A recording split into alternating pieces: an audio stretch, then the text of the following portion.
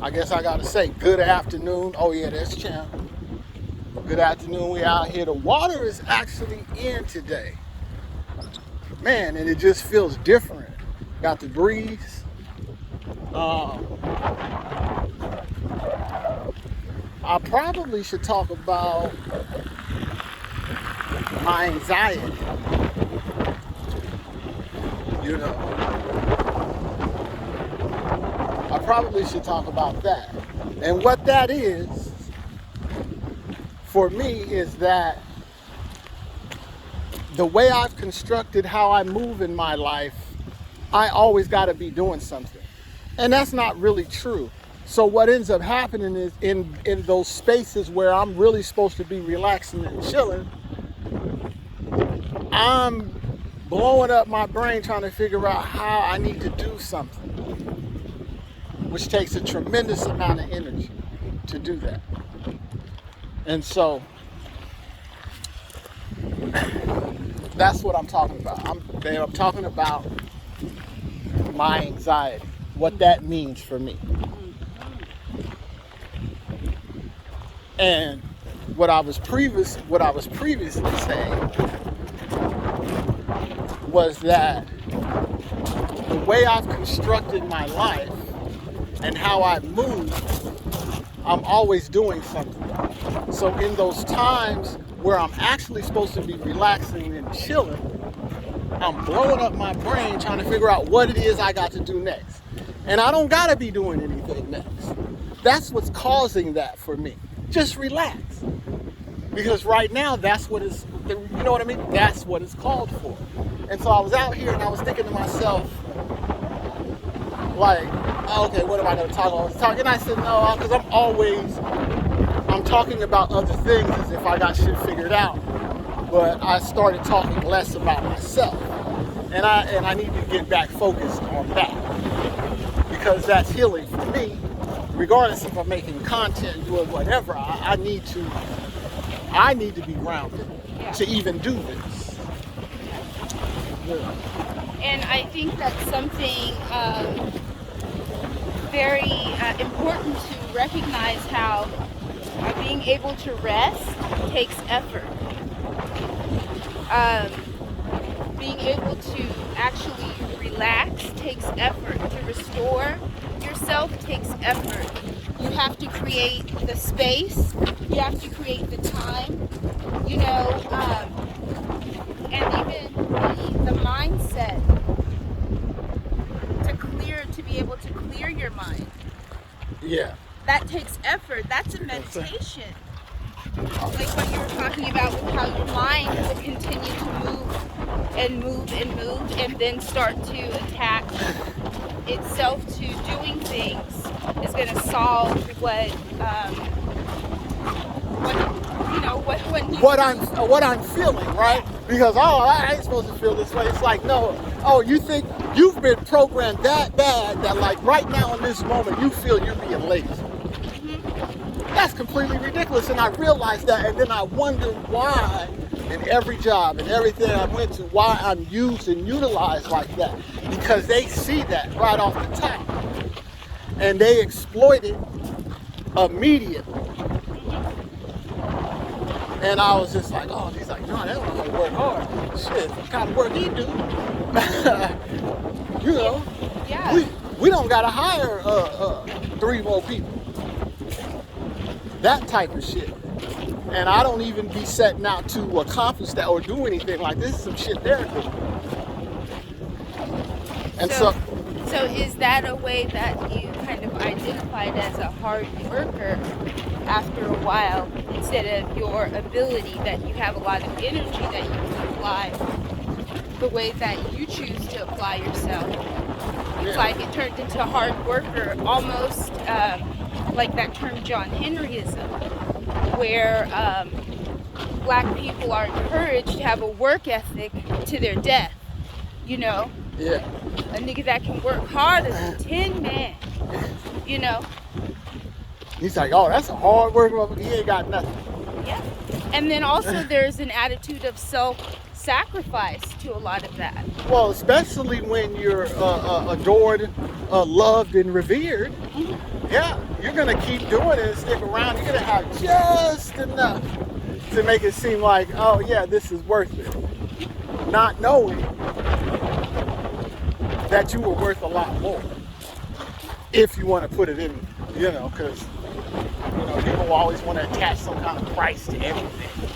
Oh, this costs. Yeah, it always costs. And in a relationship, that costs. But it's like, how do you figure it? Two people going through life, enjoying life, love each other. I don't get it. I don't get none of the other shit. So I've never thought like that. I always thought I could. Oh no, it just take time. It's like, no, you just wrong person. Let's stop. You know that. But somehow I'm doing this thing where I'm like, yeah, maybe. And so. But that's also good to even look at that more of the times in relationships we realize that what's going on with the person is actually to your detriment. It's not just that the relationship is going to be stagnant in one tone. It's that the relationship is either destructive mentally, emotionally, financially, and then we choose to stay after we realize that. Yeah. And then we go into like what you're saying, like, oh, well, maybe a little more time. Yeah, because I really like this individual, but those kind of signs are there immediately. And what you do is you gloss over it for the tingly feeling, or this emotional feeling. You're just like, oh yeah, let's go, that's all right. Boom, then it comes again. And then, if you're not paying attention, then you're either left there like, what the fuck just happened? Or you're trying to get the hell out of it. Whatever that is, you're just like, this shit. And do it in a way where the person feels like, yeah, it's the best thing. Because people are crazy. We're crazy because we stay in situations that are to our detriment. And that we negotiate within ourselves to stay in those relationships. Like the biggest negotiations, the trippiest conversations that you have when you're in a toxic relationship, dysfunctional relationship, abusive relationship, are the conversations that happen within your own mind. Okay? Yeah, definitely. Because you create a lot of that stuff, right? Because you're figuring out how this could be a perfect situation, and it can't. Because we're flawed in so many different ways. We got too many inconsistencies, there's too many variables, too much energy, too much numbers, too much electricity. It's just too much stuff going on that it's gonna line up like that. It's not.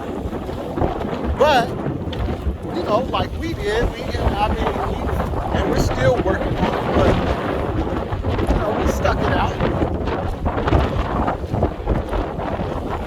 Yes. It's like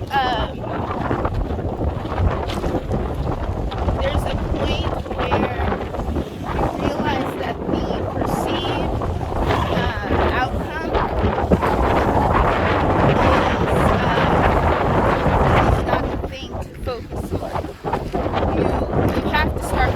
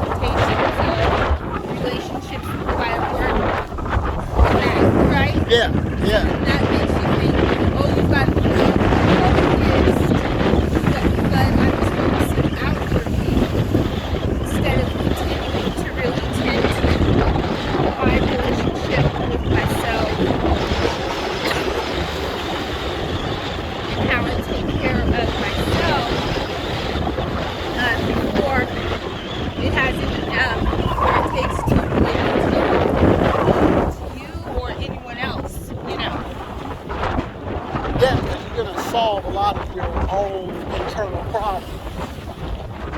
You're going to solve it. You're going to realize, oh, okay. Because you're going to start to associate more positive impulses and connections. And that's going to take you further away from that negative thinking.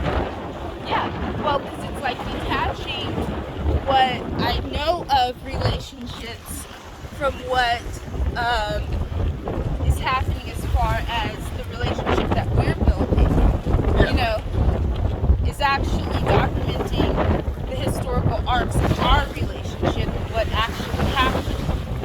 Right. You know?